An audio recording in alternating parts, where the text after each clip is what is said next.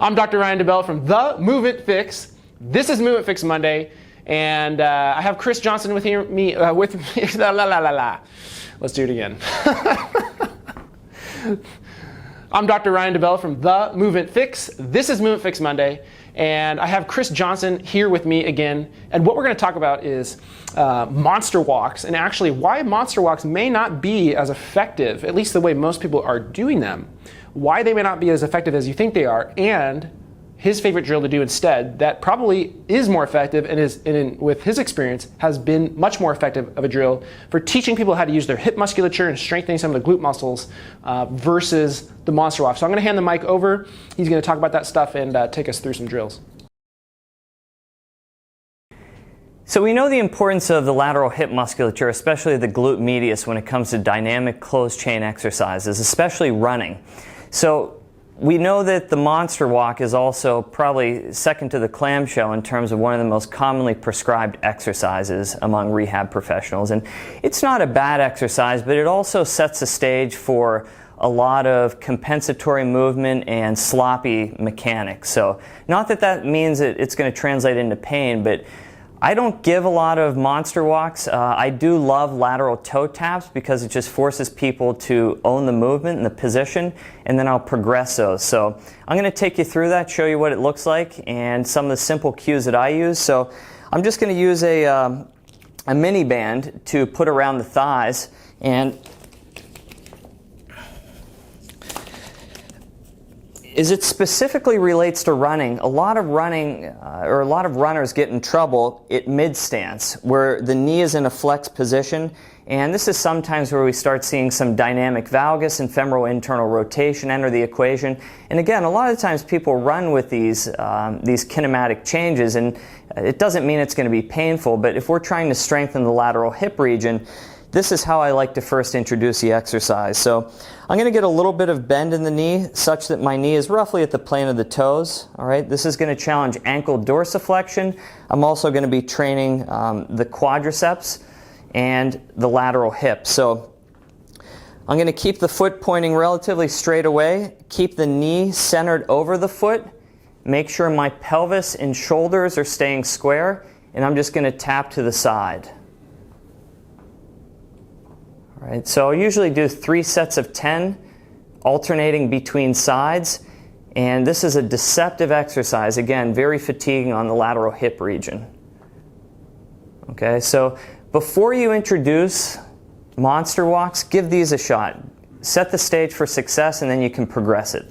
So what would be an issue that you commonly see that's a mistake that people make during the toe tap? So with the toe tap, I would say the most common mistake is people tend to rotate their pelvis off axis, and they're probably doing that to augment their lateral hip control. Okay. All right, so if we position the foot relatively straight, a lot of folks may have a tendency to want to toe out because they feel a little bit more secure. So if you have the foot pointing straight, they're going to basically take a backdoor approach to accomplishing that. So again, simple exercise relies on really minimal equipment, if any. You can easily do this without a band. I like to use a band because it further challenges a performer. So, but fantastic exercise, minimal equipment. Sweet. So if I was somebody who wants things to be harder, what could I do instead of a band? So I would say if you want to do things a little bit harder, you could use a barbell. In your case, I would just throw a barbell into the mix. So I'll take this off. So it just so happens we have a barbell right next to us at this current moment. So and the beauty of the barbell is that you're going to create a little bit more axial load on the performer, which again with running is excellent because you're teaching someone to really counter the effects of gravity. So again, if I'm going to use a barbell to do this, I'm going to hold here, and you can weight it up to further challenge people. And again, lateral toe taps.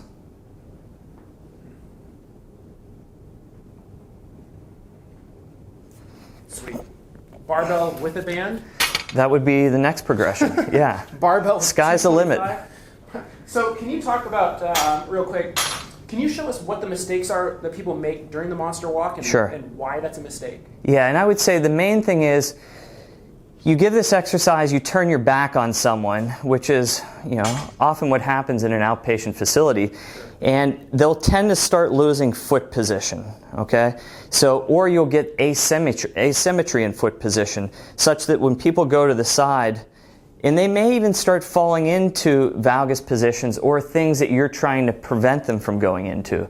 So again, I like to just usually set people up in front of a mirror, and I'll tell them if you had a laser or a headlight that it should be pointing relatively straight away.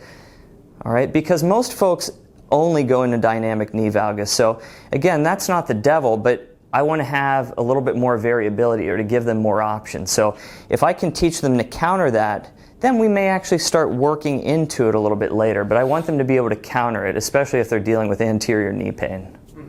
Sweet, awesome. All right. Cool. All right, so that's a great way to start working some of those hip muscles without doing a monster walk. Your perspective a lot of times is, how are people doing it in clinic, etc. I see a lot of CrossFit gyms, they're doing monster walks too in large groups, and if you're not paying close attention and you're going fast, you're going quick or whatever, then yeah, you start to turn those feet out, and then we aren't really actually doing what with the monster walk, we're not getting what we actually wanted in the first place. So the toe taps are a great way to do that. I haven't tried it yet with the barbell, but I have been doing it with the band, and that is crazy. Like, it lights you. It's deceptive. He makes it look so easy. It is extremely challenging. After 8 or 10 reps, it is like nothing you've ever tried before. So next time you're thinking about working some of those hip muscles, helping people to prevent their knees from dropping in during running or squatting, that is a great way to start working on some of that strength and control. So thanks to Chris again for swinging by the Movement Fix Clinic and for sharing his wealth of knowledge. You can check out his stuff at zarinpt.com. He also has a YouTube channel with tons and tons and tons of videos showing all these different drills. They're short clips just so you get a quick review. Great stuff on there, so I'll make sure to link that in the description as well. And as always, if you haven't already followed the Movement Fix on Facebook, make sure to facebook.com/the Movement Fix. Follow me there, and make sure to follow the Instagram page at the Movement Fix, and hit the subscribe button on YouTube so you get the videos emailed to you every week. I'll see you guys next week.